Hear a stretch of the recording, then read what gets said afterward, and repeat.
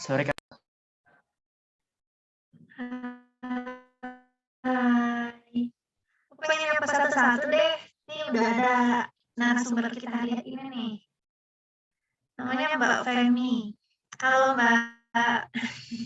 Halo Kak Astri. Ini suaraku dengar kan ya? Iya, kedengaran kok. Aman. Yuk teman-teman on cam dong. Kita udah pada on cam nih. Aku mau sapa siapa ya? Daris deh. Halo Daris. Daris Irfan Putrawanto. Halo, ada Daris? Nggak ada ya? Ini deh, Nabil Habibi. Halo, ada Nabil.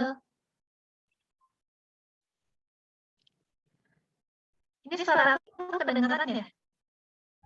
Kedengeran? Dengar kan kita masih nafas kali ya, habis dari jauh ini nafas. Oh, baru join ya, masih baru join. Oke. Imas deh, Imas Nur Fadila. Halo. Halo Imas, ada Imas? Oke. Pada malu. Iya, masih malu-malu, baru join. Padahal ini study jam UI UX yang kedua nih. Minggu lalu udah ada sama Mbak Ucan, sekarang yang kedua sama Mbak Femi.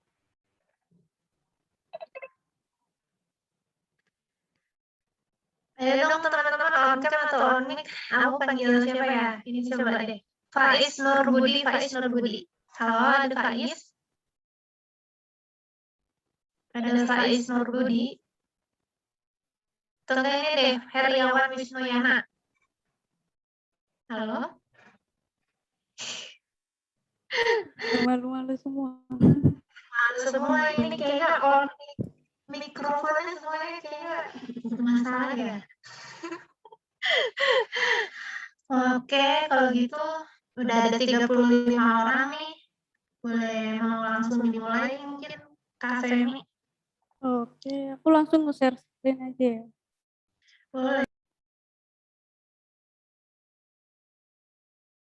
Udah kelihatan belum? Udah kelihatan. Oke. Oke, aku mulai ya. Boleh. Oke Kak. Selamat sore teman-teman. Gimana nih kabarnya? Di minggu yang lalu kan kita udah belajar nih yang namanya UX design, terus gimana risetnya, gimana buat report, gitu kan. Sekarang kita masuk ke UI desainnya. Nah, pertama ini kita bahas mengenai style guide-nya. Oke, perkenalan dulu. Perkenalkan, nama saya Femiliana Purnomo. Sekarang aku kerja di sebagai UI UX-nya Goindo. Mungkin kalian bisa lihat kegiatanku di Instagram sama LinkedIn, atau boleh juga mampir ke Dribbleku.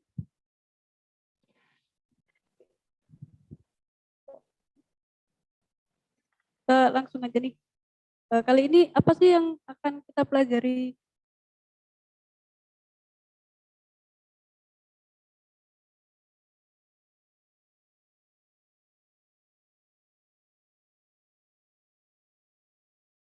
Memakai style guide-nya, terus komponen-komponen apa sih yang ada di style guide. Nah, nanti teman-teman bisa bareng-bareng nyoba di Figma. Aku bakal mandu membuat style guide di Figma. Terus yang terakhir nanti ada Q&A.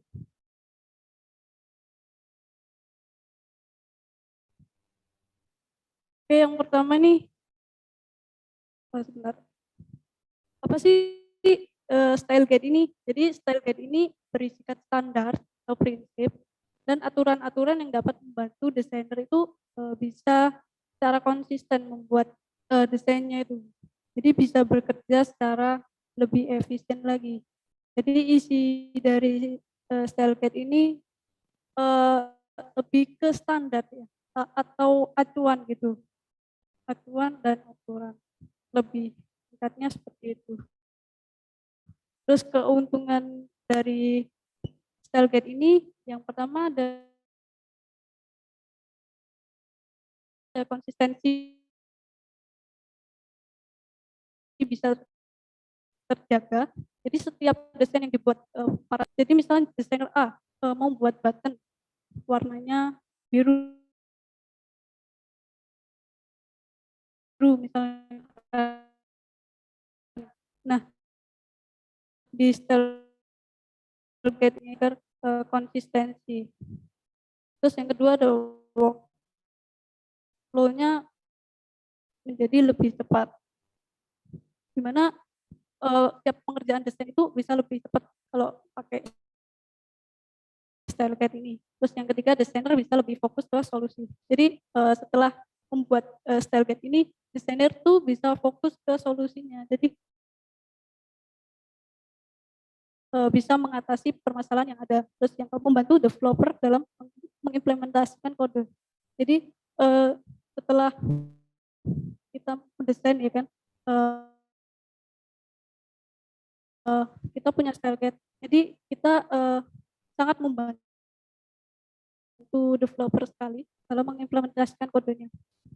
Terus selanjutnya komponen-komponen dari style guide ini yang pertama ada color palette, terus typography, iconography, spacing, grid, and layout. Nah, ini nanti kita akan jelaskan lebih lanjut satu persatu.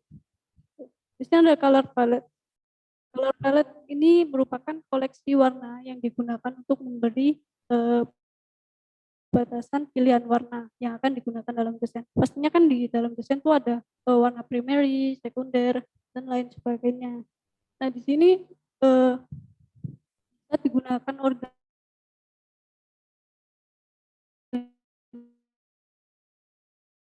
organisasi colornya. Hitam, terus abu-abu, putih gitu.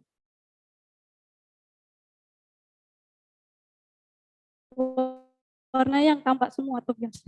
Nah, kemudian primary color ini warna yang paling sering muncul di dalam desain tersebut. Jadi warna ini memberikan suatu identitas di produk tersebut ya kan.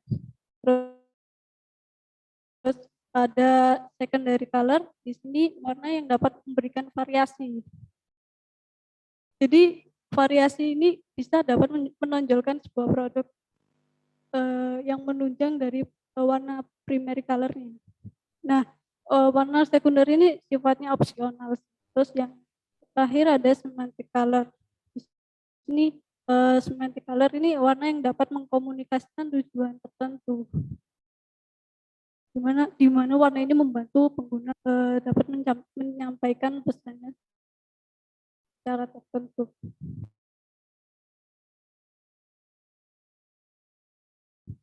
Oke. Ya, di sini ada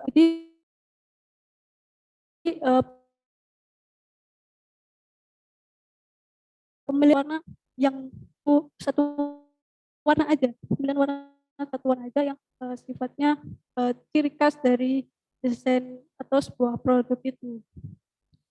Jadi kita pilih satu warna tuh. Nah, nanti dari satu warna itu bisa diturunkan atau set turunan warna yang lainnya. Nah, untuk yang kedua ini komplementari. Di sini pemilihan warna yang sangat berlawanan. Misalnya di sini ada merah, terus di sini ada warna hijau.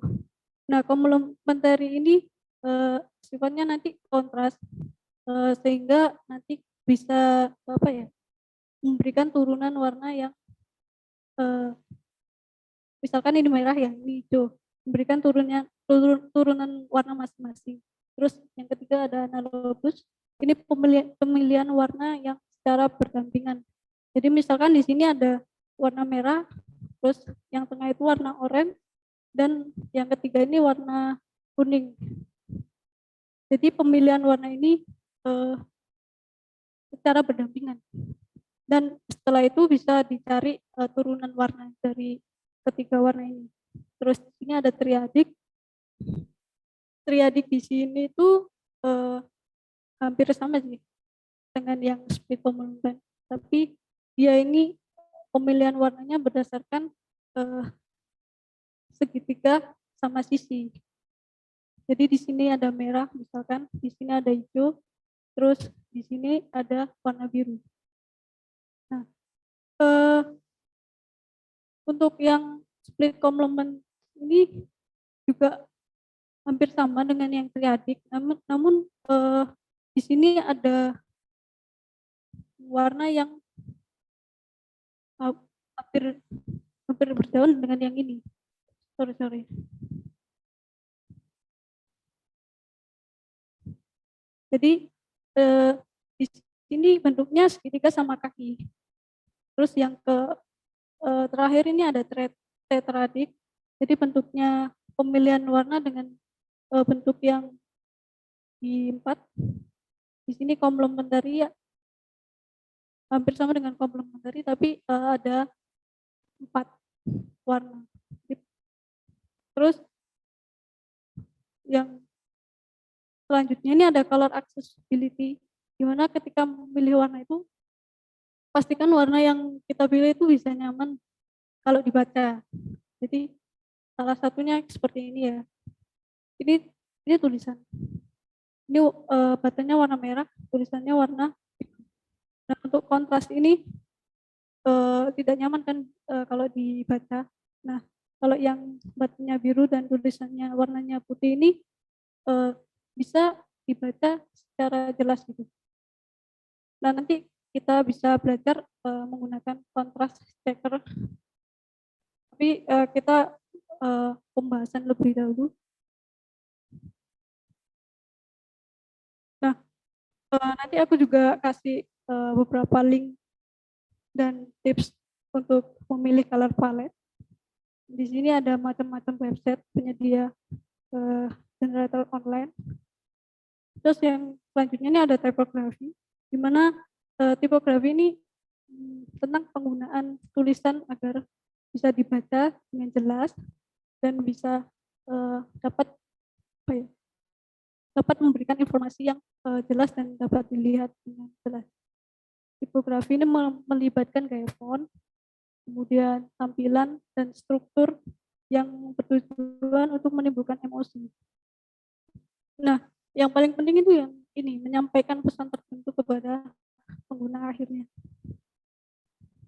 Hal-hal yang harus diperhatikan pada saat membuat tipografi ini yang pertama ada hierarki dan scale tipografi. Di mana hierarki ini teknik yang secara efektif untuk menampilkan informasi dan menyampaikan menginformasikan sebuah konten tersebut. Jadi misalkan ini hierarkinya secara bold, terus ini captionnya mungkin badinya seperti apa, nanti kita bahas. Terus yang selanjutnya ini ada heading level dan special case. Nah, heading ini kontributor sangat penting di hierarki sebuah halaman ini.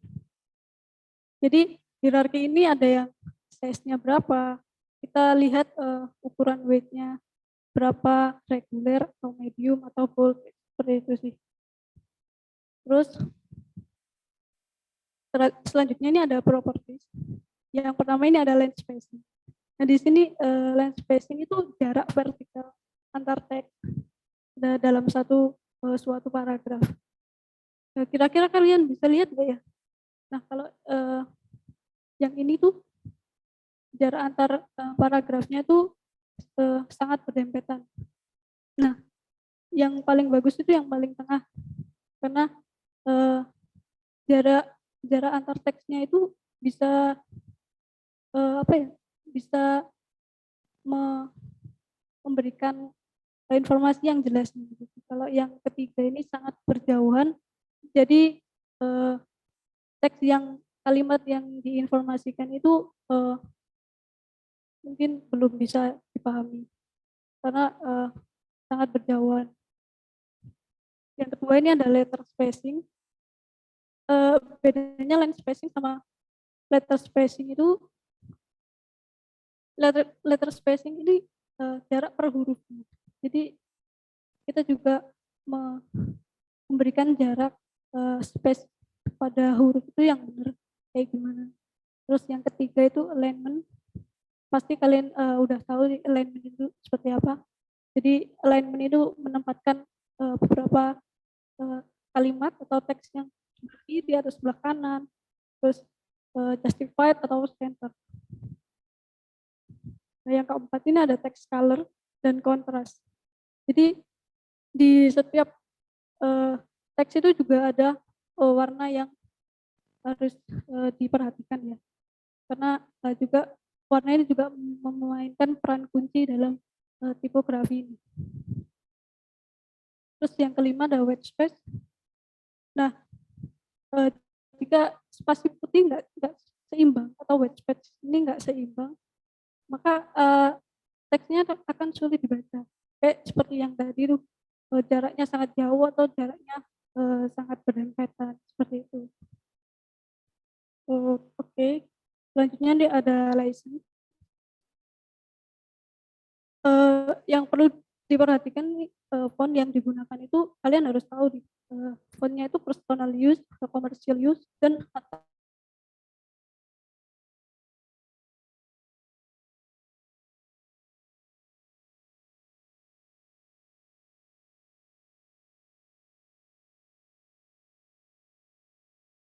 website penyedia font.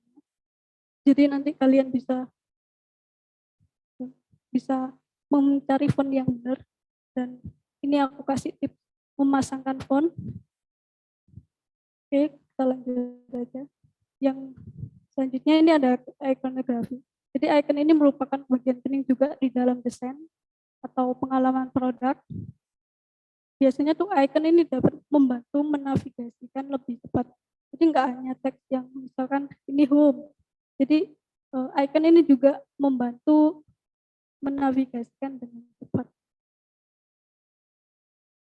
Terus ada icon style. Kalian mungkin pernah lihat ya di beberapa aplikasi itu icon style-nya seperti apa. Ada yang line itu seperti ini. Terus yang kedua ada field. Terus yang ketiga ada two tone, terus dual line, dan broken. Nah, di sini aku kasih tips penggunaan icon yang benar tuh. Yang pertama gunakan icon pack. Nah, icon pack ini bisa terdiri dari satu paket. Jadi jangan memilih icon yang berbeda-beda karena nanti akan nggak konsisten di setiap desainnya. Jadi misalkan ini iconnya ini ada yang field, ini yang ada sorry. Dan yang selanjutnya nih icon pack ini lebih konsisten kalau misalnya seperti ini. Nah, selanjutnya yang tips selanjutnya ini ada simple. Cukup kalian memilih icon yang simple dan sederhana aja, nggak usah terlalu kompleks. Jadi kalau kompleks kan sangat ramai sekali ya. Nah, kalau seperti ini kan lebih simple. Terus selanjutnya ini selalu menggunakan frame. Jadi icon yang kalian buat itu pastikan ada frame seperti ini biar bisa konsisten. Kalau biasanya tuh kalau input icon di luar tuh biasanya bentuknya berbeda-beda. Nah, ukurannya pun juga berbeda-beda, maka lebih baik kita pakai frame di luarnya agar lebih konsisten. Terus selanjutnya ada spacing. Dimana spacing ini bisa memberikan ruang pada suatu elemen, mungkin bisa memberikan produk kamu lebih konsisten lagi. Jadi diberikan jarak seperti ini, misalkan ini ada 24, 28, 34, 32 ini kalian bisa lebih konsisten dalam menggunakan spacing. Nah, di metode spacing ini merupakan aturan bagaimana menempatkan elemen dalam tata letak dan komponen. Jadi yang pertama ada padding. Padding itu ruang antar elemen dalam suatu komponen. Jadi padding itu jarak yang ada di dalam komponen ini. Misalnya jarak yang tepi sini ke icon plus, terus icon plus ini ke text button dan sebagainya. Terus yang kedua ada dimension. Dimensi ini menggambarkan lebar dan tinggi elemen komponen. Jadi tinggi buttonnya itu berapa, terus lebarnya berapa. Alignment ini penempatan elemen dalam sebuah komponen. Jadi penempatan icon plus ini seperti apa, terus text button ini seperti apa.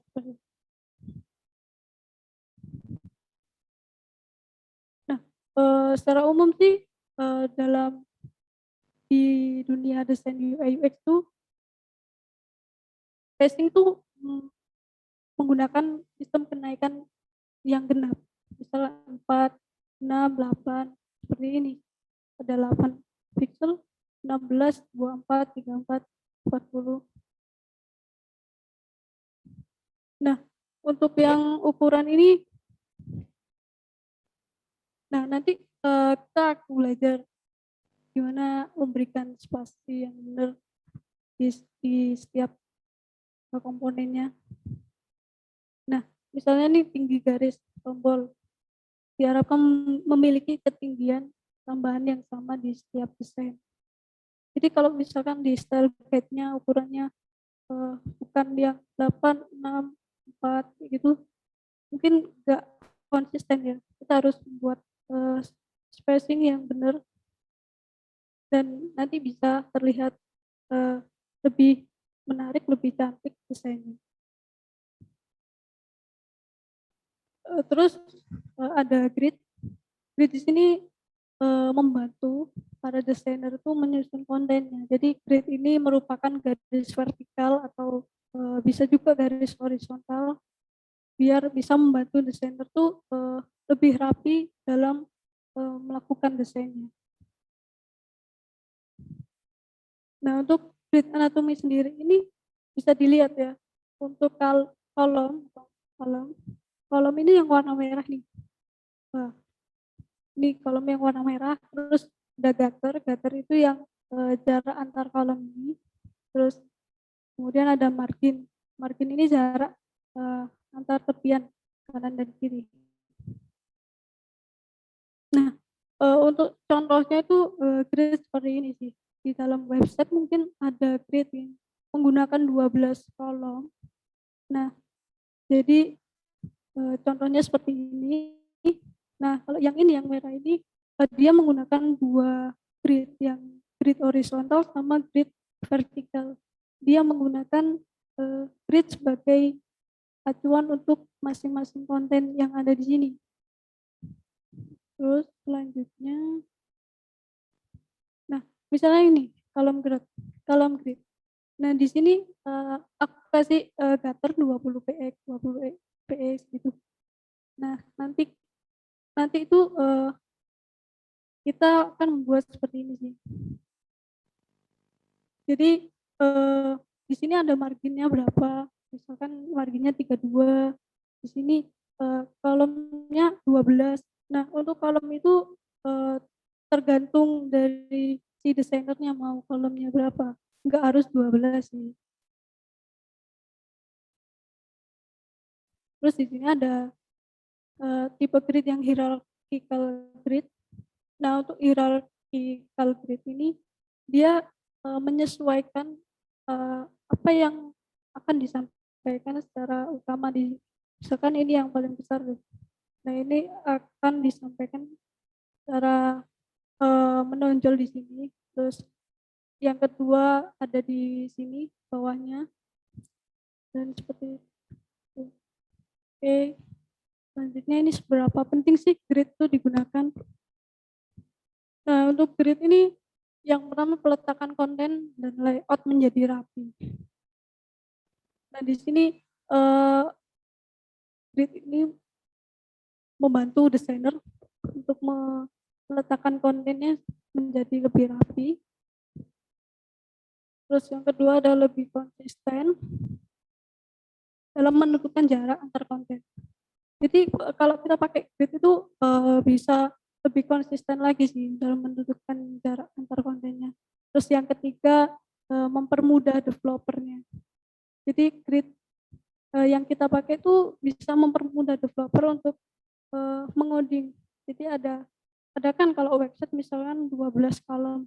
Nah, kalau di codingan tuh ada yang bootstrap itu juga ada 12 kolom CSS dan HTML itu.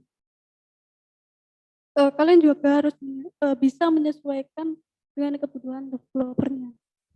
Jadi saling mengkomunikasikan aja. Terus ada layout. Di sini layout ini merupakan tata letak dari suatu elemen desain yang udah ditempatkan dalam sebuah bidang menggunakan media sebelumnya yang sudah dikonsep. Jadi layout ini bisa meletakkan suatu elemen desain yang udah kita buat sebelumnya. Nah, tujuannya ini menampilkan elemen gambar dan teks agar bisa komunikatif, sehingga memudahkan pengguna menerima informasi yang bisa. Nah, ini merupakan contoh layout yang kurang baik. Di sini tampilan websitenya menempatkan informasi yang kurang memperhatikan penempatan elemen desain yang mengakibatkan tuh tersulit menemukan informasi. Jadi kalian bisa lihat sendiri apa yang diinformasikan dari website ini tuh seperti apa yang menonjol dari website ini. Pasti kalian bingung sih. Nah,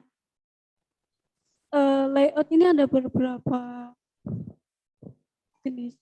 Yang pertama itu adaptive layout. Di sini atau tata letak adaptif, mana tata letak ini sepenuhnya berdasarkan format yang disajikan. Misal tuh di sini website ukurannya 1024. Nah, ya nanti desain kita tuh menyesuaikan dari ukuran layout tersebut. Dan di sini ada mobile misalnya 360 kali 720 misalkan. Ya, kita menyesuaikan desain sesuai dengan layout tersebut. Terus yang kedua ada responsive layout. Di sini tata letak responsif yang ukuran formatnya bisa berubah-ubah. Jadi kita mendesain website. Nah, website ini nanti bisa berubah responsif menjadi mobile. Jadi kita harus menyesuaikan desain yang bersifat responsif gitu. Terus yang ketiga ada strict layout. Nah, ini tata letak yang tidak akan fleksibel dengan ukuran format yang berubah. Jadi ini layout ini biasanya digunakan untuk data atau grafik seperti itu. Nah, untuk selanjutnya nih langsung aja kita coba di Figma membuat teks. Halo, sorry. Masuk kok enggak? Oh ya, langsung aja kita coba buat tekstilnya atau colornya seperti apa. Boleh. Bisa di-share mungkin Mbak link Figma-nya nih. Oh, kalau di share link Figma-nya nih nggak bisa ya, jadi aku nge-share screen aja nih. Oh iya, oke Kak. Wow. Udah muncul belum? Muncul. Udah, Kak. Udah. Oke. Bagi kalian yang lagi nyoba-nyoba Figma nih, sekalian aku ajarin gimana nentuin color palette-nya seperti apa. Oke, di sini kalian harus nentuin base color-nya seperti apa. Misalkan kalian nentuin warna primary-nya warna biru atau warna pink, merah, oranye dan lain sebagainya. Biasanya primary color ini identik dengan warna dari sebuah logo atau produk yang akan dibuat itu seperti apa. Jadi aku misalkan nih warnanya biru. Nah, untuk membuat turunan warnanya itu kita bisa pakai dua cara sih. Yang pertama itu caranya kalau aku tuh kita copy aja dulu nih warna base color-nya. Terus aku kopas di sebelahnya dan nah ini cara pertama aku pakai HSL. Di sini HSL kita perhatikan yang angka 51. Nah di sini angka 51 ini sifatnya lightness, mana pencerahannya itu diatur di sini. Jadi kita tinggal naik turunkan lightness-nya biar bisa menentukan warna turunannya. Oke, aku coba naikkan satu. Nah, nanti hasilnya akan seperti ini. Oke. Ini juga sama sih, kita harus kopas dari warna sebelumnya, terus kita tambah lightness-nya seperti ini. Kalian boleh nyoba-nyoba sih, kalau misalkan ada kendala boleh ditanyain. Terus untuk turunan warna yang gelap ini juga sama, kita tinggal menurunkan ininya, lightness-nya. Jadi 41. Nah, seperti ini.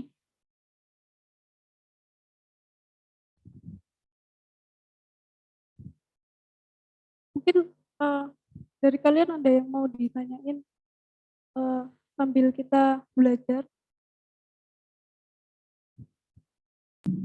Aku mau tanya dong, Mbak. Iya. Aku pribadi biasanya masalahnya sebelumnya aku catur.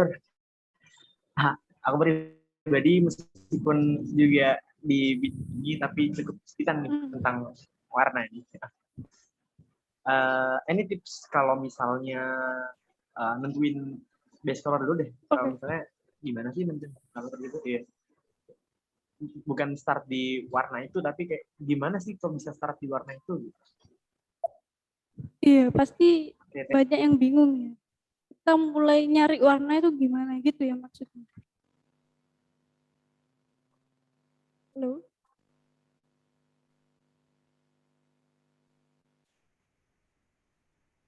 Oke, bentar. Biasanya kalau mau nyari warna tuh aku nyari-nyari dulu, atau kalau misalkan ada suatu warna yang menjadi identik dari sebuah produk itu, kita harus pakai warna itu sih.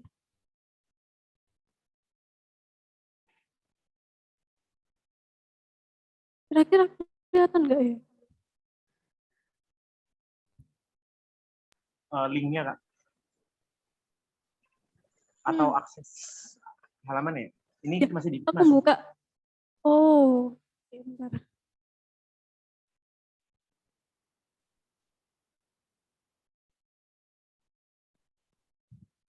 Kalau gini kelihatan. Kelihatan. Oke. Jadi sama ya kayak tadi, kita sama kayak teori yang udah aku jelasin tadi, ini ada monokromatik, create, complementary, analogous, dan lain sebagainya. Jadi kalian bisa nyari warna yang sesuai dengan identitas dari produk itu. misalnya warna biru.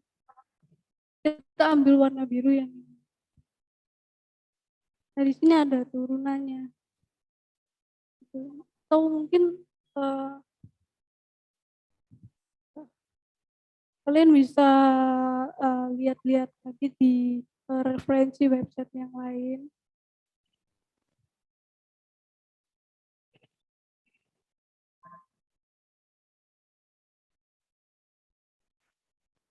Kayak gini misalkan kalian boleh juga mencari warna yang enak lah dilihat.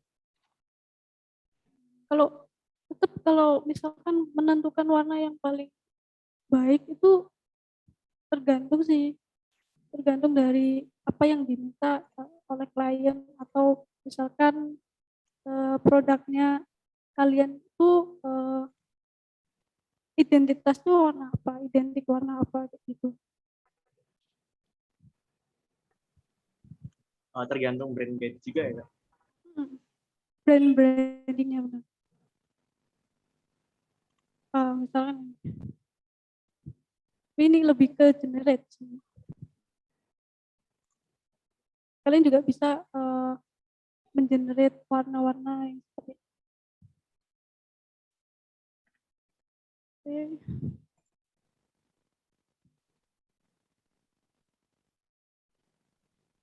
Lanjut ya.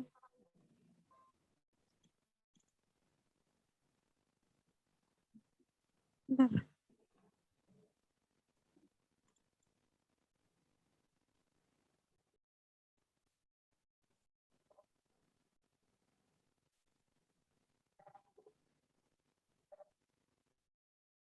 Ya kurang lebih seperti itu sih. Untuk menentukan warnanya, kalian harus bisa cari warna yang kiranya ya nyaman dilihat, terus bisa apa sih identik dari produk kalian atau brandingnya kalian.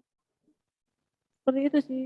Terus untuk menentukan sekunder ini juga bisa seperti yang tadi, ada kayak yang namanya komplementari, bisa menentukan warna yang secara berlawanan atau yang kontras seperti ini. Misalkan biru sama kuning, ini kan kontras.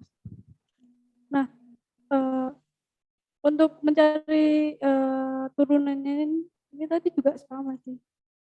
Kita pakai yang namanya HSL. Tapi aku coba jelasin cara keduanya seperti apa. Jadi ada cara kedua nih.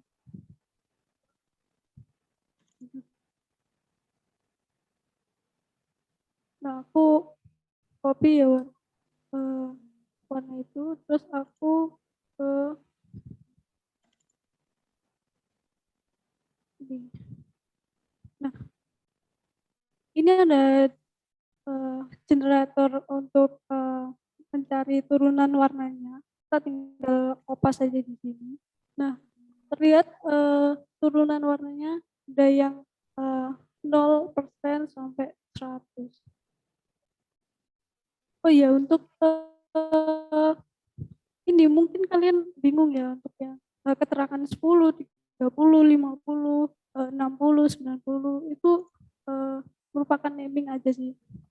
Tapi kalau di bagian developer itu ada yang namanya di CSS khususnya ya, itu biasanya 100, 50, 100, 200, 300 sampai 900 kan. Kalau menentukan turunan warna, kalau yang di sini cuma naming aja sih biar enak. Oke. Kalian tinggal kopas di sini untuk turunan warnanya, misalkan yang ini, terus kita kopas di sini. Nah, seperti itu. Terus yang ini, oke.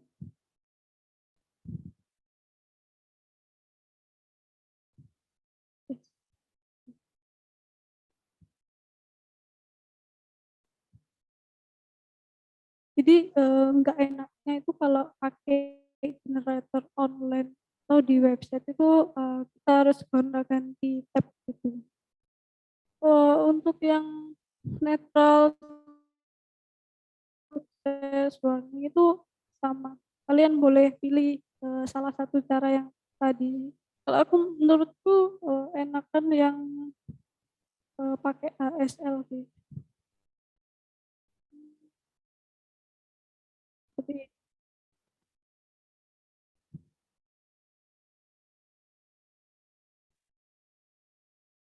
jadi lebih enak aja.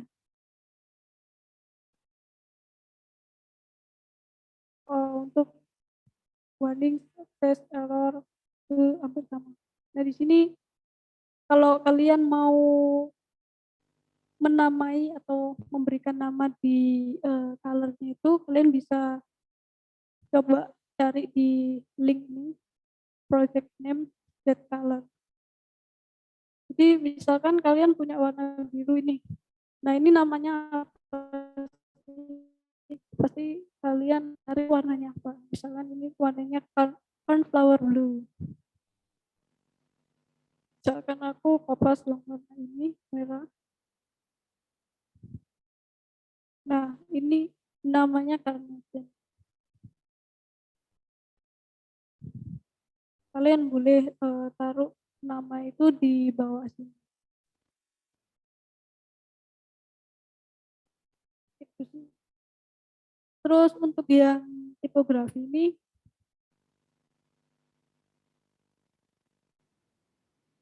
kalian bisa lihat di tab scale. Di sini ada beberapa hierarki secara visual ini. Ada basis ini ukuran utama dari si teksnya. Nah kita pakai skala yang major. Terus kita di sini bisa pilih font yang apa. Kebetulan aku pilih yang Popin. Terus ini untuk preview teks seperti apa. Terus di sini ada weight. Nah, kalian bisa mengubah-ubahnya di basis ini. Ada 14 misalkan, 18, 19. Nah, basis itu yang udah ditandain basisnya. Nah, kalian boleh screenshot ini terus ditaruh di Figma. Nah, di sebelah ini kan ada ukuran tuh 54,93. Nah, ini bisa dibulatkan aja sih. Ini ada 43,95 px. Nah, daripada kita gunakan di tab itu, mending kita pakai plugin aja sih. Jadi aku pakai plugin namanya Typescale. Jadi biar memudahkan kita membuat style guide dari tipografi. Nah, kita tentuin basisnya berapa. Basis ini biasanya digunakan untuk body text-nya. Kalian bisa pilih 16 atau 14 atau bisa 12. Nah, di sini kalau di plugin ini ukurannya bisa langsung dibulatkan seperti ini, 46, terus 37, 29, 23, dan sebagainya.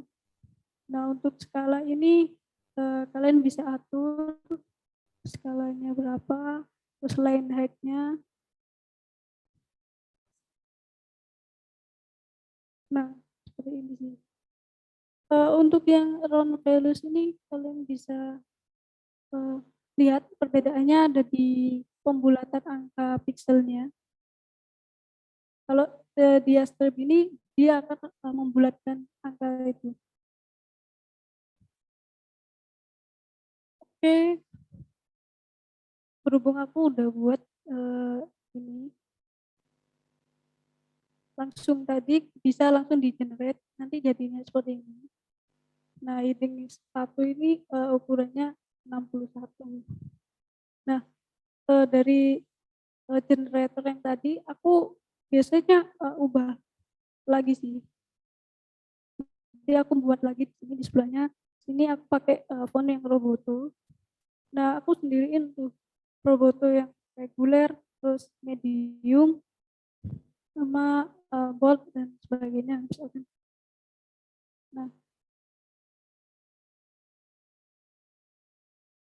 dari Roboto yang reguler ini tinggal kita kopas saja tuh di sebelahnya. Nah, untuk ukuran heading satu ini bisa sesuai sih sama yang ini. Ukurannya ada 61 pixel.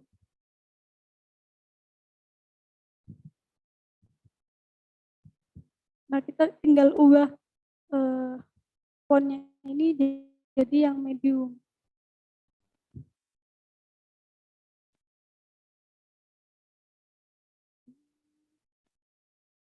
Berhubung aku udah namain yang ini, jadi aku ganti satu-satu.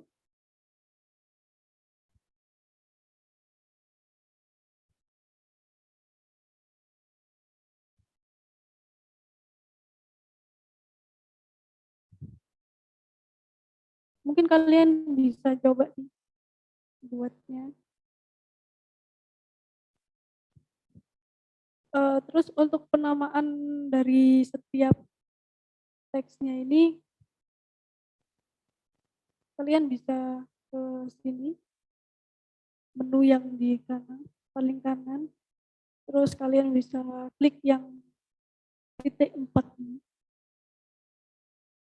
Dan di sini kalian bisa klik yang create style atau tanda plus di situ.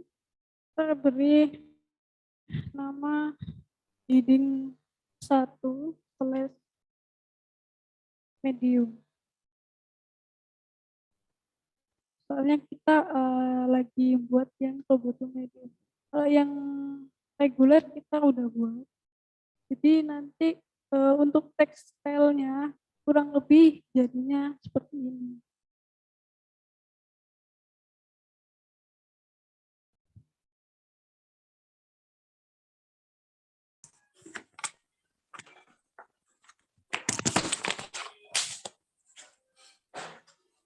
Ini juga sama.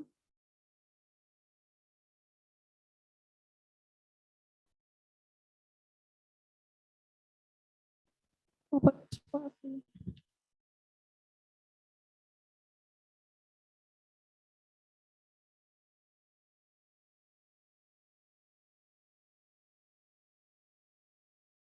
Yang ini tadi ada kesalahan.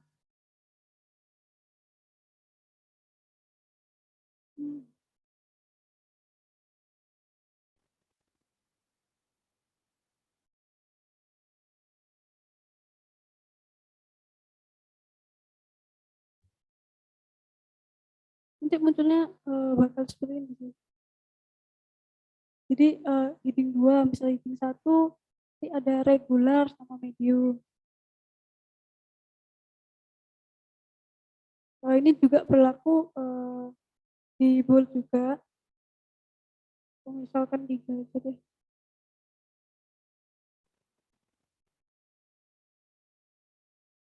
Oke, ini diganti bold semua.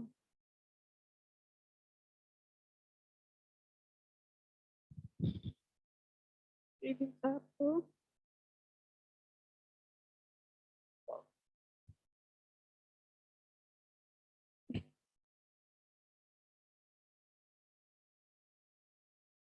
Heading 2. Oh.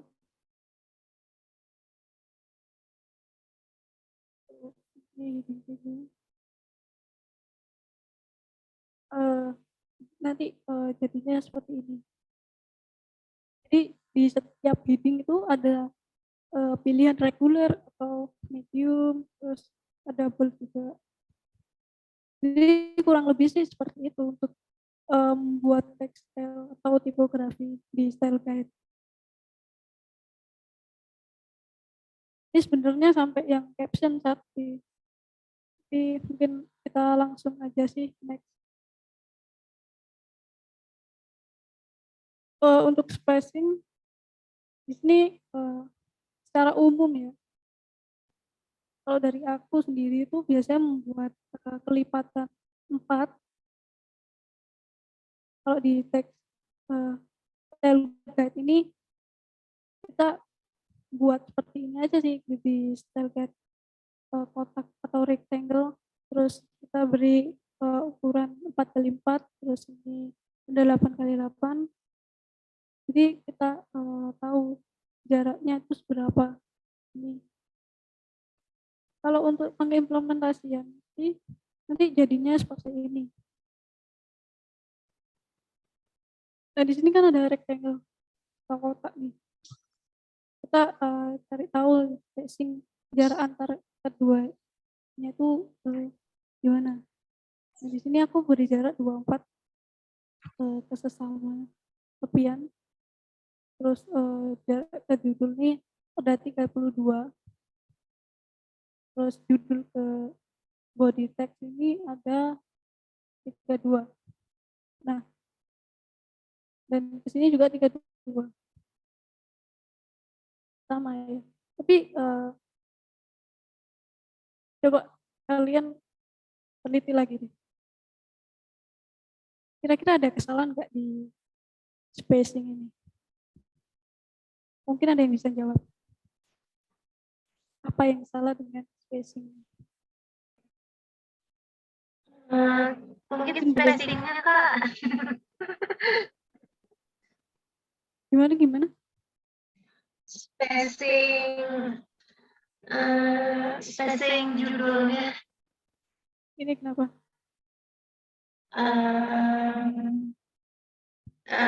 Beda aja gitu. Nggak tahu deh. Menurut aku itu.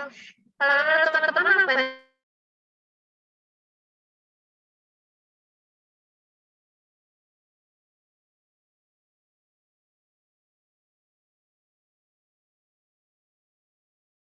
Ada kesalahan. Ini jaraknya sama kan? Kira-kira apa ya? Teman-teman yang bisa jawab. Ada nggak yang bisa jawab? Ada yang jawab di kolom komentar nih. Bagas Septiono katanya judul sama deskripsi. Oke, benar sekali. Benar nih Bagas Septiono. Sama. Jadi judul sama deskripsi ini kan 32. Terus deskripsi sama keterangan ini juga 32. Jadi kita nggak tahu tuh konten judul ini ikut deskripsi ini ikut mana gitu. Jadi kalau bisa itu setiap konten itu bisa lebih dispesifikkan lagi tuh konten yang deskripsi itu ikut yang mana. Pastinya deskripsi ini ngikutin yang si judul ini kan. Jadi kurang lebih seperti itu sih. Kita beri jarak mungkin 16 atau 18 sih.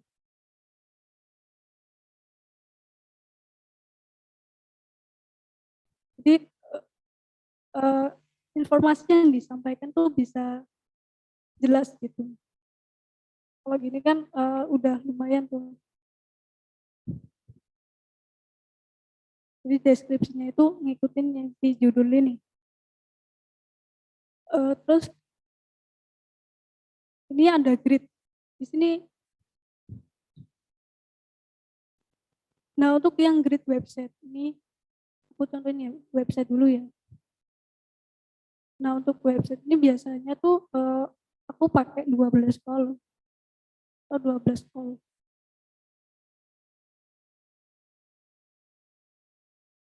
Kita lihat di sebelah sini. Nah untuk pemilihan gridnya itu kalian bisa milih sih ya, grid yang kotak-kotak seperti ini, atau grid column yang seperti ini, atau bisa garis vertikal seperti ini. Nah di sini kalian bisa milih jumlah dari kolomnya. Kalian bisa milih 12 atau 8 atau 4 atau 2 pun bisa, tergantung dengan itunya, sesuai sama desainnya. Nah, untuk tipenya ini kalian bisa milih. Kalau left ini dia gridnya akan ke kiri. Kalau center ini nanti jadinya di tengah atau straight. Straight ini agak full seperti ini. Terus di sini ada margin. Nah, margin ini yang tadi sih, yang jarak tepian di kanan sama kirinya. Misalkan marginnya 64. Nah, jadinya kan seperti ini. Masker umumnya sih 24 atau 32. Untuk gutternya juga, gutter ini yang ini jarak antar kolom ini aku kasih 14. Ini juga bisa menyesuaikan si desainer ini mau gutter yang seberapa. Kalau kejauhan jadinya kayak gini. Nah, kayak gini juga bisa, tergantung sama kebutuhan untuk desainnya sih. Kurang lebih seperti itu. Oh iya, terus ini untuk color ini cuman buat bantuan untuk desainernya. Mau diterangin atau digerapin, biasanya aku pakai yang 20 biar bisa lihat desainnya seperti apa.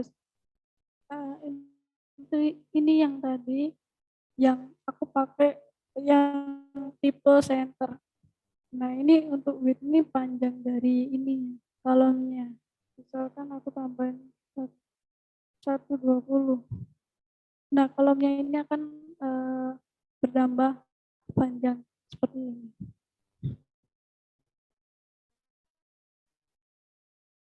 Oke, untuk di mobile kurang lebih penggunaannya sama sih. Kalau di mobile itu biasanya aku pakai 8 atau 5, 4 itu bisa. Pakai 2 juga bisa. Nah, biasanya kalau aku pakai 4 itu seperti ini.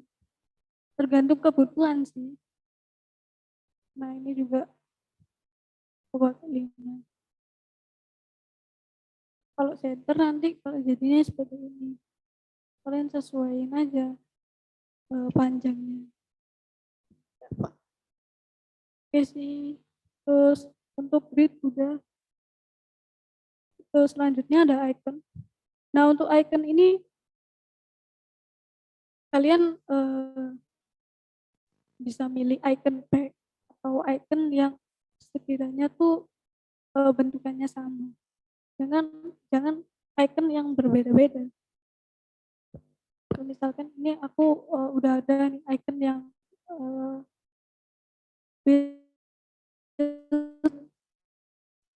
itu. Nah, untuk penamaannya ini biasanya untuk style guide ini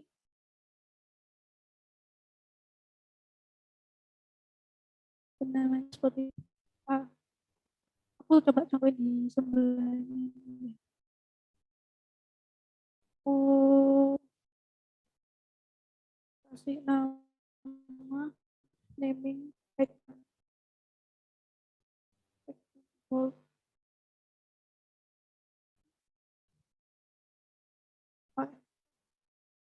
Misalkan seperti ini. Nah, setelah dikasih nama, kalian bisa create komponen. Nah, terus nanti iconnya pindah. Nah, ini mau developernya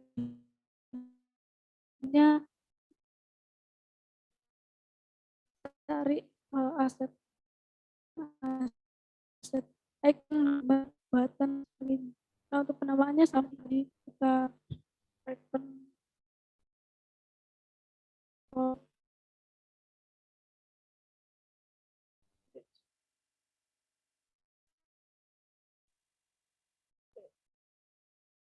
nah, nanti iconnya itu akan bertambah atau kalau mau pakai kedua bisa kita beri nama semua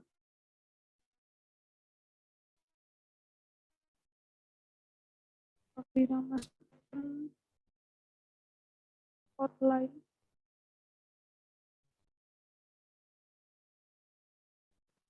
message.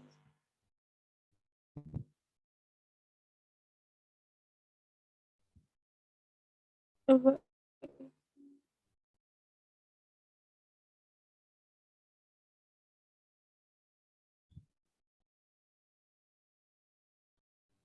aku coba beri nama semua ya. Wow. Nah, yang udah aku beri nama ini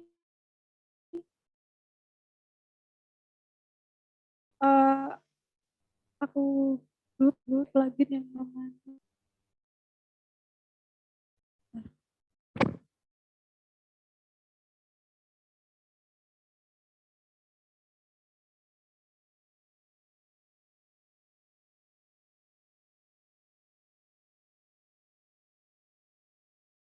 mungkin ada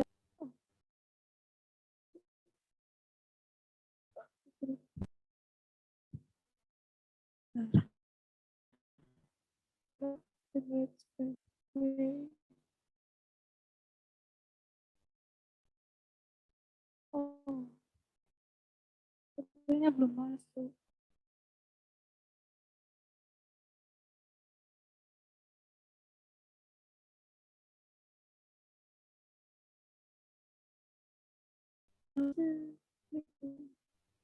Bentar ya.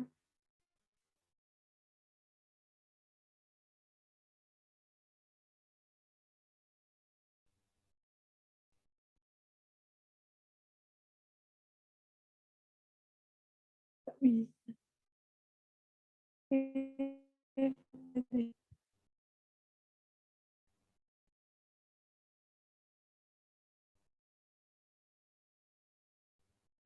Oh,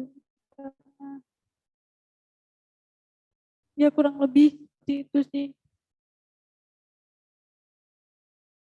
Ini ada kesalahan dari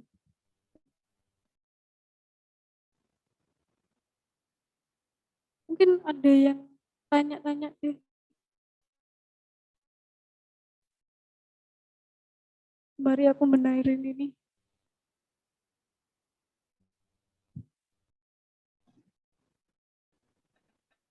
Tadi teman-teman ada yang mau ditanyain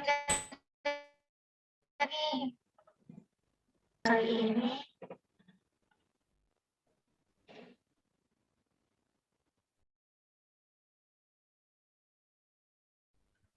Mungkin Drik mau nanya Fredrik.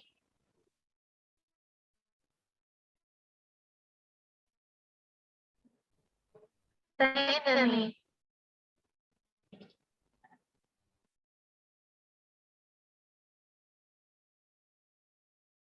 Masih di mute. Ini Kak mungkin bertanya.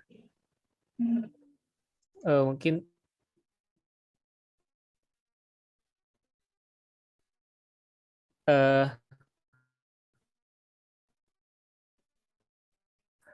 ada saran nggak sih Kak milih Kalau bisa milih 2 font yang strukturnya tuh hampir sama.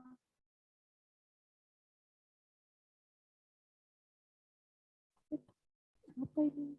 terus ini Kak, kalau misalnya kayak kita mau buat satu desain tuh kan, bagusnya itu fontnya itu beragam atau satu aja gitu konsisten. Gimana? Sorry. Kalau misalnya kita mau buat suatu desain gitu, nah bagusnya itu fontnya itu beragam gitu atau konsisten satu aja gitu. Kalau beragam sih jangan sih. Lebih baik tuh nyari font yang kurang lebih tuh 2 font yang bisa digunakan untuk display atau satu fontnya itu nanti bisa digunakan untuk body text-nya atau deskripsi dari teksnya kayak gitu. Jadi kalau beragam tuh kalau bisa dihindari sih. Nanti takutnya apa ya, nggak enak kalau dibaca.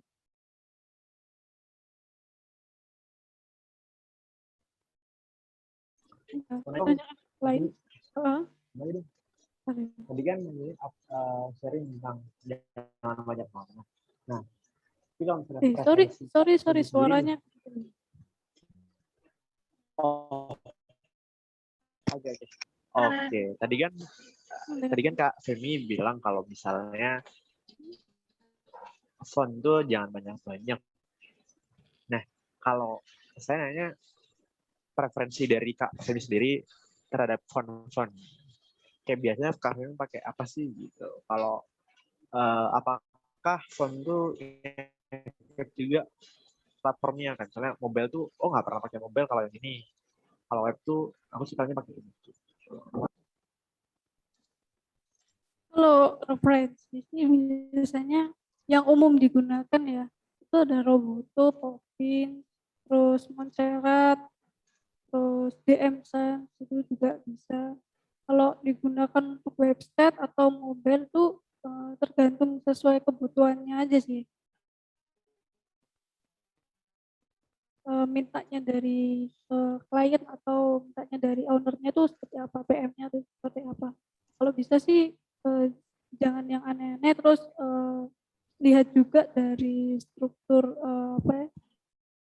struktur kekeluargaannya dari font family font.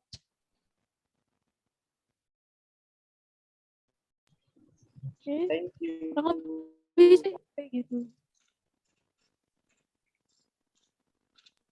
Thank you Kak Femi.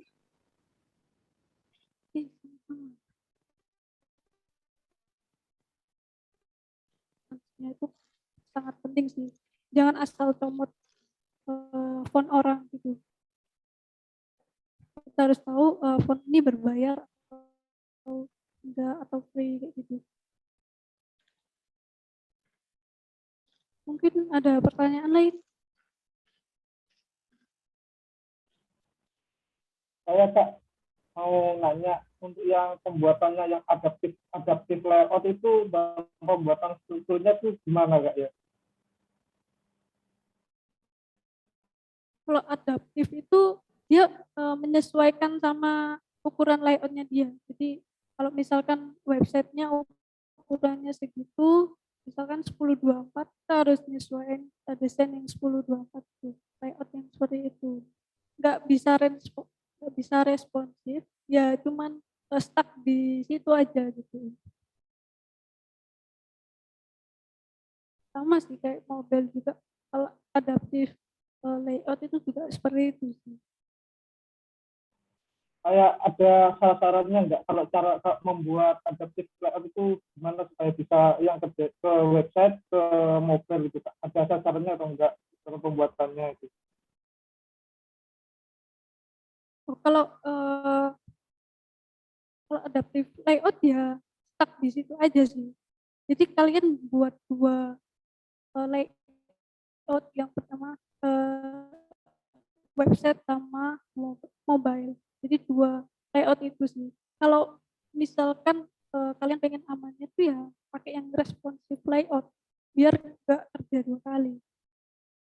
Kalau adaptive layout itu istilahnya kerja dua kali lah. Gimana tampilan yang di website sama bagaimana tampilan yang di mobile. Gitu sih.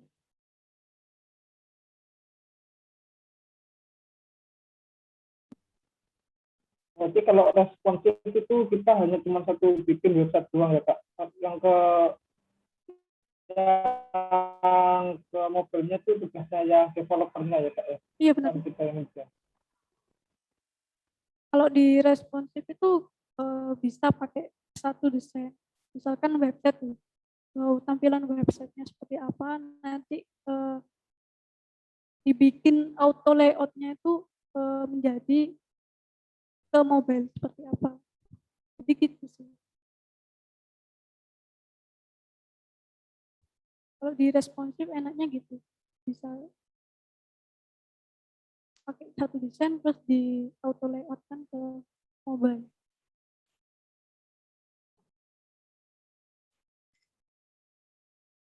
Gimana nih tadi udah menjawab belum pertanyaannya?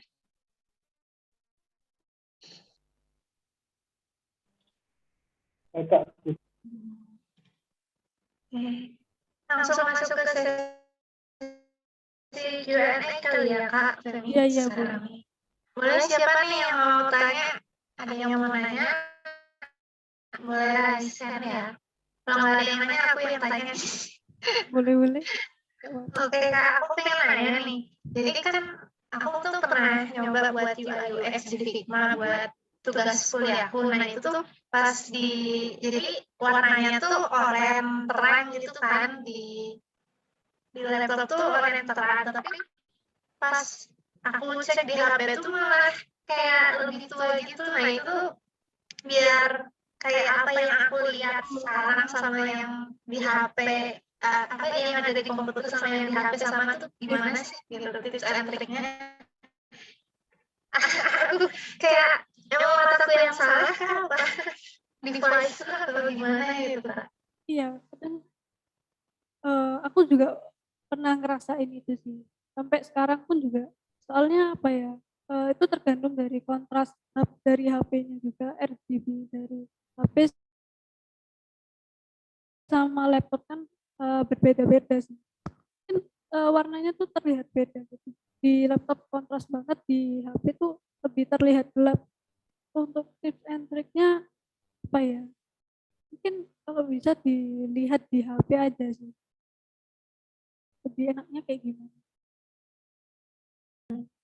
Jadi Soalnya sambil bikinnya dua device sekalian gitu ya heeh, biar sama warnanya. mungkin bisa ngatur juga di laptopnya itu di bagian kontras layar itu bisa diatur. Mungkin ganti laptop. Ini antara laptopnya emang yang kurang bagus atau gimana sih? Apa emang tadi benar kayak tergantung kontrasnya gitu ya? Iya, tergantung kontrasnya. Kalau bukan tergantung laptopnya ya. Oh, tergantung laptopnya nih. Catur ini aduh. Layarnya juga. Tergantung kontras. Oke. Mungkin ada Artinya kalau misalnya mau ngedesain UX lebih baik ngecek warnanya tuh di HP ya. kalau aku sih gitu sih. Ya, kalau di laptop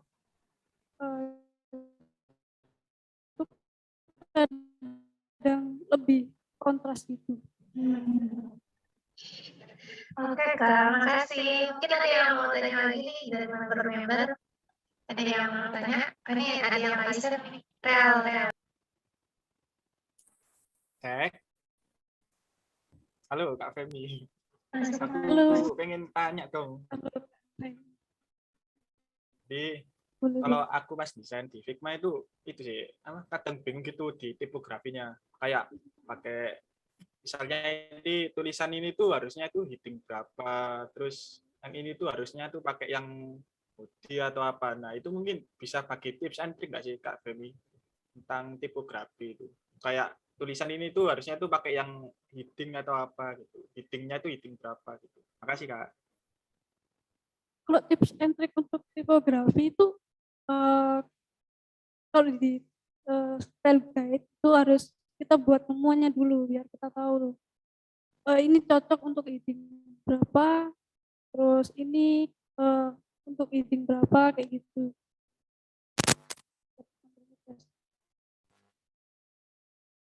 Untuk bodinya itu juga kayak gitu sih. Gimana ya?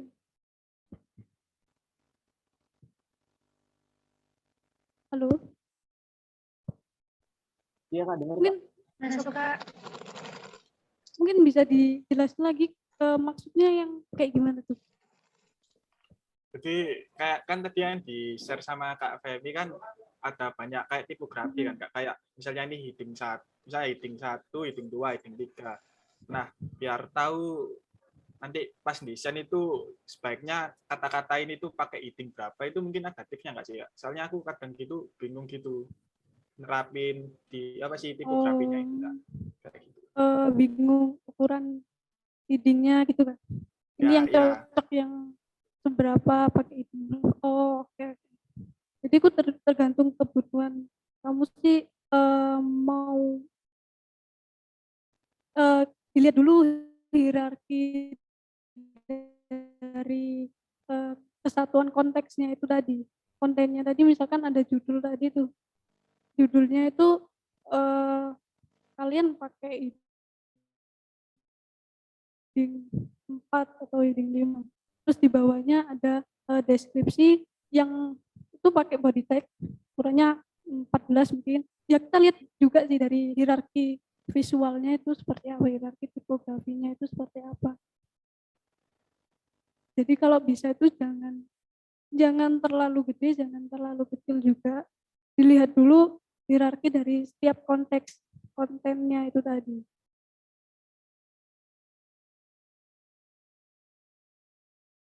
Kalau misalkan heading 1 sama heading 1 langsung berkaitan sama body text itu kan agak beda jauh. Jadi kita sesuaikan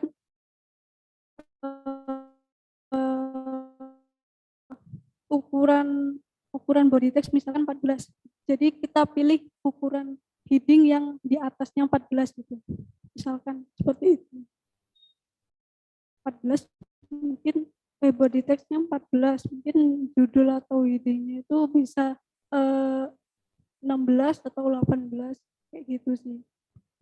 Jadi seperti itu. Mungkin udah menjawab apa belum?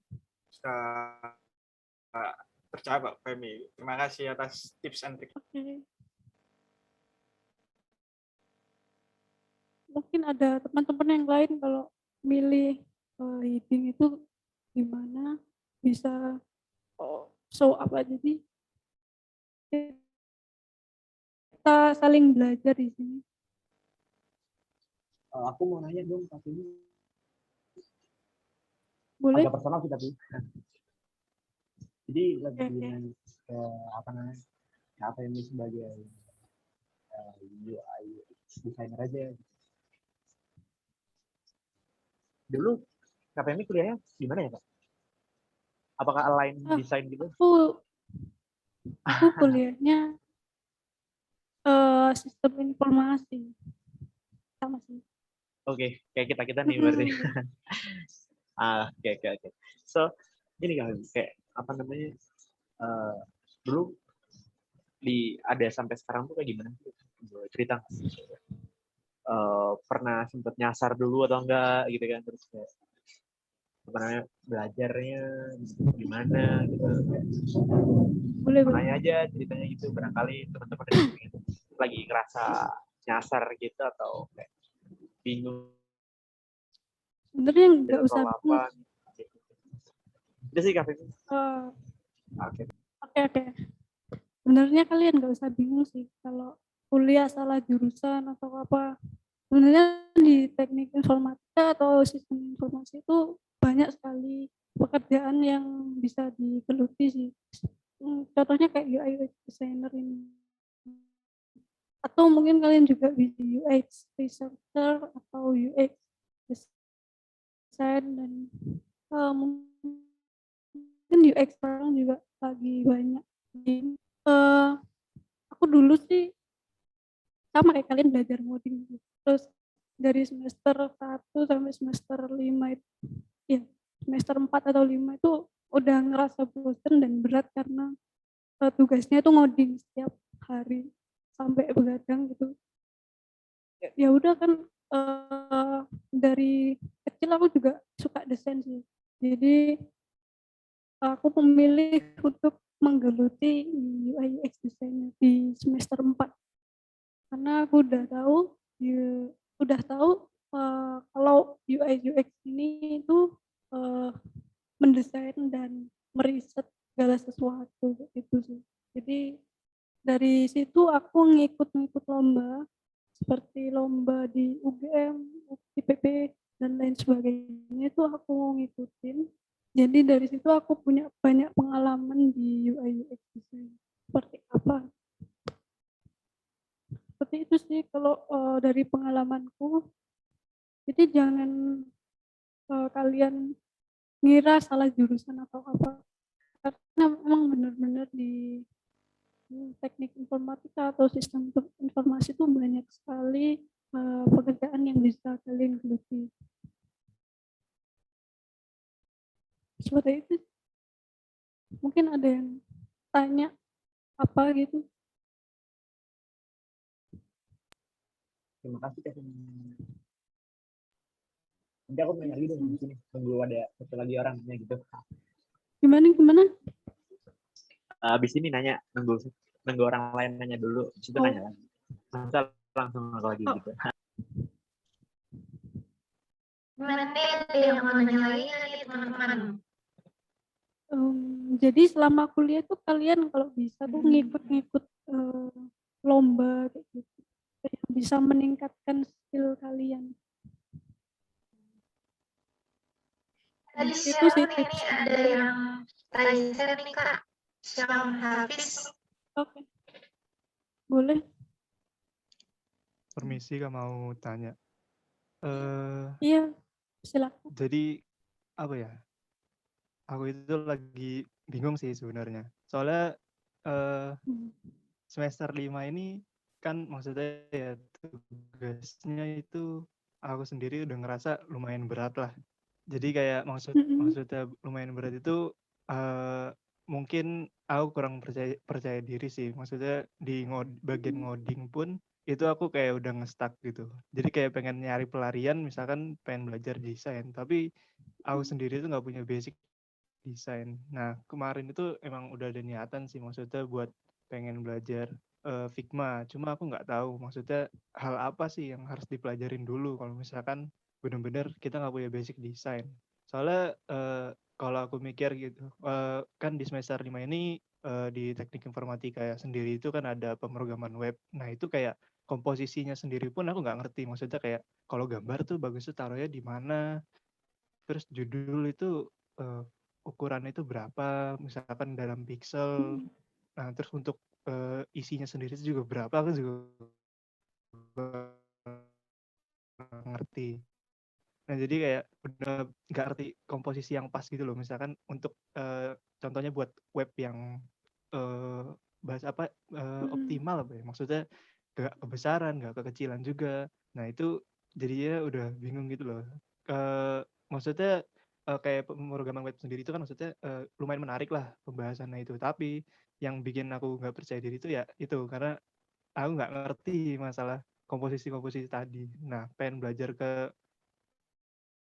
lewat Figma sendiri pun maksudnya ya dari tampilannya dulu, nanti kita tinggal ngodingnya aja gitu. Nah, itu juga bingung pengen mulai itu dari mana. Hal apa sih yang harus dimulai dulu kalau misalkan kita pengen belajar desain di Figma itu. Aku pengen itu aja sih. Oh, Makasih. gitu. Jadi kalau diperhatikan dalam di UI UX itu yang pertama tuh risetnya. Kalau kamu kuat di risetnya tuh kalian bisa terjun ke dalam dunia UX design. Atau kalian kalau mau ke UI design atau UI designer itu lebih ke desainnya seperti apa. Jadi kalau untuk struktur dan komposisi itu lebih masuk ke UI designer. Jadi kalian kalau bisa lebih belajar lagi atau kalian coba belajar sendiri, cari materi-materi yang mungkin bisa kalian pelajari secara otodidak di internet. Itu sebenarnya sekarang udah banyak tuh untuk struktur, komposisi, dan untuk hal pertama yang kalian harus belajar itu yang pertama niat. Kalau niatmu ke situ pasti kamu bisa. Kalau belajar, kalau nggak bisa desain itu lebih baik kalian coba aja dulu. Kalau misalkan kalian lemah di desain, kalian bisa ke UX research. Itu kalian bisa ngeriset atau mungkin ke UX writer. Jadi kalian bisa dalami yang mana sih yang pengen kalian dalam itu, atau mungkin kalau ke UI design tuh kalian harus perdalami masalah visualnya, masalah komposisi, warna, font itu sih. Tapi kalian coba dulu aja sih. Kalian lebih tertarik kemana? Kalau misal tips untuk belajar pertama kali sih, niat dan coba dulu sih.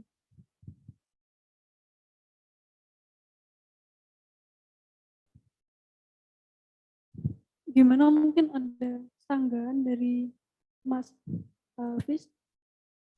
Atau mungkin selama ini udah nyoba tapi masih stuck di situ aja gitu ya? Iya, jadi maksudnya kayak misalkan waktu awal-awal semester 5 tuh dapat tugas misalkan suruh dibikin apa kayak desain web gitu, tapi yang menggambarkan itu menjelaskan kayak profil kita gitu, bisa dibilang kayak semacam web profile gitu.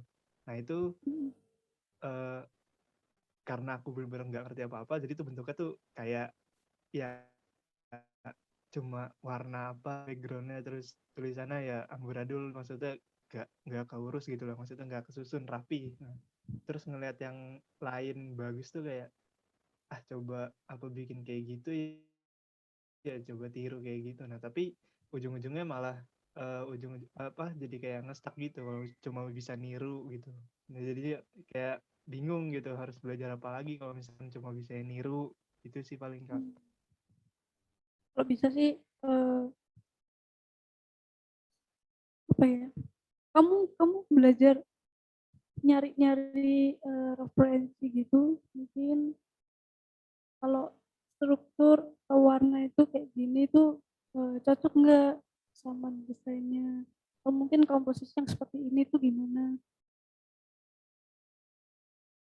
Kalau dari aku sih yang pertama niat untuk mencari suatu itu sih, hal yang harus diperhatikan di setiap desain, atau mungkin kalau kamu ngoding pasti tuh kan, kalau ngoding kalau stuck tuh pasti cari-cari di internet kan, ini stucknya kenapa, ini errornya kenapa, kurang lebih sih seperti itu ya. Sama desainer juga ada yang juga nge-stuck nih, mau desain ini seperti desain ini kayak gimana, istilahnya buntu lah. Jadi harus banyak-banyak nyari referensi atau hal-hal yang kiranya bisa dipelajari dari internet. Kurang lebih sih gitu untuk tipsnya. Mungkin Baik Kak, terima kasih. Oke, sama-sama.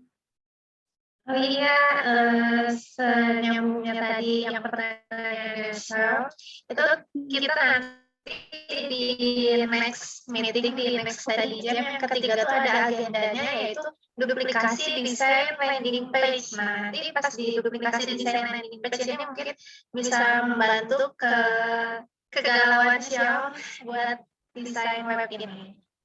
Jadi tenang aja teman-teman, nanti kita bakal belajar study jam duplikasi desain landing page minggu depan.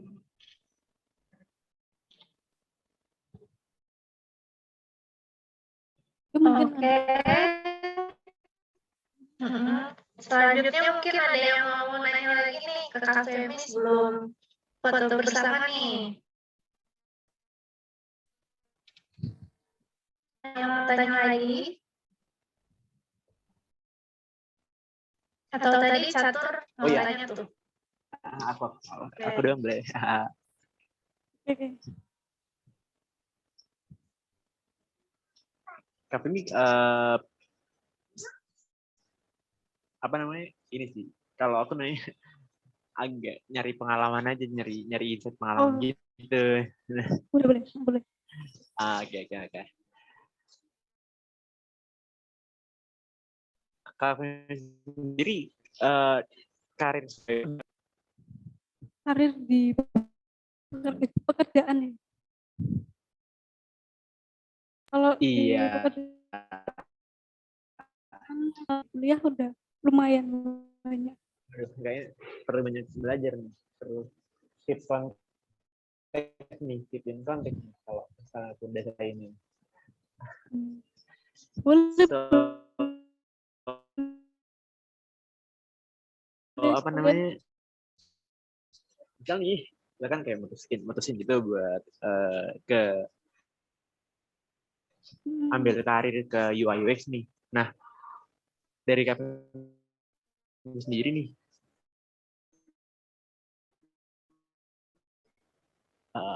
KPMI harus kayak gini gitu. Jadi buat tips buat kita aja kayak buat orang-orang yang mutusin karir ke UI UX, kayak notes apa sih yang perlu kita tahu gitu? Menurut apa yang perlu kita tahu di UI? Iya, apa yang kayak misalnya dulu KPMI dulu belajarnya, misal nih kalau saya dulu kan belajarnya UI UX tuh kita belajar dari duplikasi dulu, terus belum tahu tuh cara pakai gimana. Waktu disuruh bikin lagi dari nol, benar-benar clueless karena fundamental dari kayak visual hierarchy, terus kayak atau monogram itu apapun itu kan tahu dari sebelumnya. Jadi waktu bikin dari nol kayak terus, nah dari situ banyak belajar sih. Oh harusnya dari awal tuh nggak belajar ini deh. Nah sekarang aku yang udah belajar dikit, mau nanya sama yang udah belajar banyak banget nih. Kayak mistake apa sih yang KPMI buat, terus kayak apa sih yang harus kita ketahui gitu kalau misalnya mau ambil karir di UI UX secara serius. Oh, sebenarnya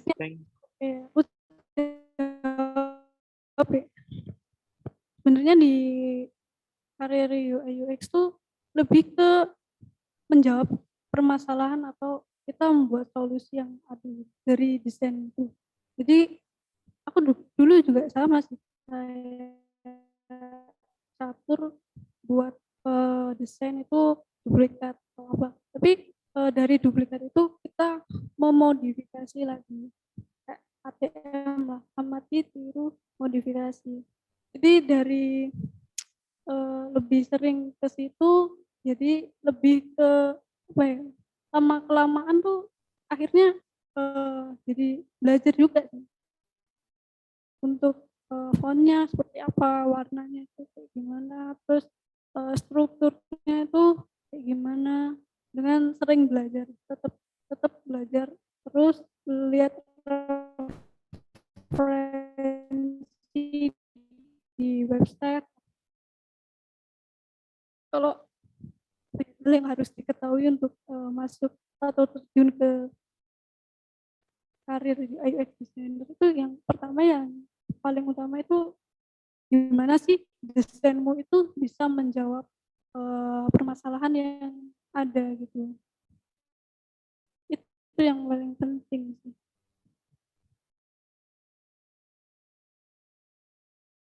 Kurang lebih kayak gitu satu. Oke. Berarti kembali ke hakikat dari basic banget ya. Iya. Cara kita apa namanya? Cara kita desainnya atau bikinnya tuh variatif banget. Terus kayak salah itu wajar ya kalau saya lihat juga. Wajar sekali. Tapi sih. At the end tujuan kita buat solve the problem itu ya katanya. Benar. Kalau bisa sering latihan sih. ATM, amati tiru modifikasi. Dan sering-sering bikin berarti ya kayak juga ya? Iya, sering-sering bikin. Kalau bisa sering-sering ngikut challenge atau ngikut lomba itu juga bisa. Membuat diri kamu tuh lebih meningkatkan skill kamu sih. Jadi kalian lebih tahu nanti, oh ini pakai warna apa yang bagus, pakai warna apa, strukturnya gimana, komposisinya gimana. Pasti akan terlatih sih dari itu. Oke. Agak ini sih karena saya sendiri suka banget baca-baca report case gitu, tapi kalau misalnya disuruh bikin gitu kayak aduh effort banget. Tapi kalau misalnya baca-baca gitu Iya, suka banget tapi kalau baca-baca. Kalau misalnya bikin tuh yang memikir gitu kan. Kalau Oh. bosen baca-baca mungkin di video mungkin ada kan banyak Iya sih. tutorial. Oke. Oh, kan terus kan misalnya, oh ya apa namanya, makanya juga kalau misalnya apa aja nih kayak kita udah bisa di sini kayak menggebu-gebu gitu, mau ikut lomba gitu kan, menggebu-gebu mau belajar gitu. Tapi kita nggak tahu nih kayak kalau misalnya kerja kan ada ininya ya, ada tim buat ngevalidasi kerjaannya gitu kan. Kayak ada impact di dalam tim. Nah kalau misalnya belajar kan masih sendiri kan. Nah kalau misalnya mau minta tolong kontak Kak Femi boleh liatin nggak gitu? Boleh nggak?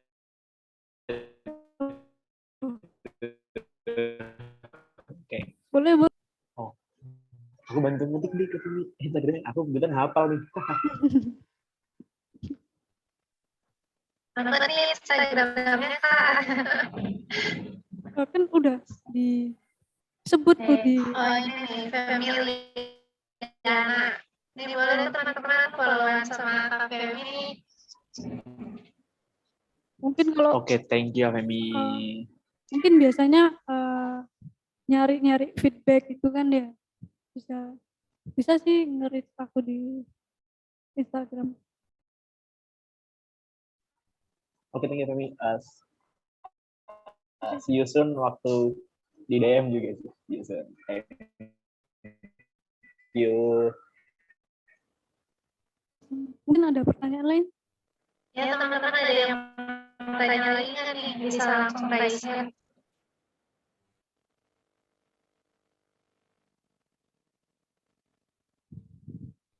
Oke, kalau misalnya nggak ada yang mau ditanyain lagi, kita mau foto bersama deh, foto bersama. Ya teman-teman bisa langsung on cam, langsung di Halo. Halo, masuk. Untuk semuanya bisa nyalakan dan menggunakan foto background yang sudah disediakan. Sudah di jam nih.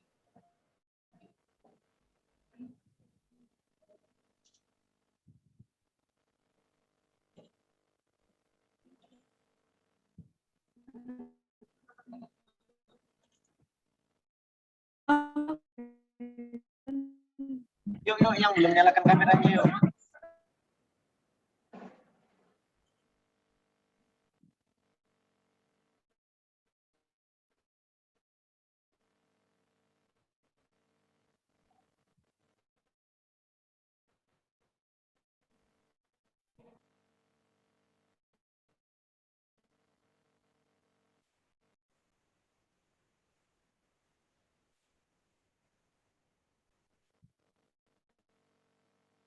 Siap ya.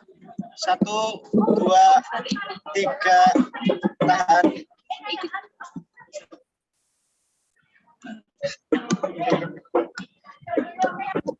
Terakhir yuk, kayak gitu ya. 1, 2,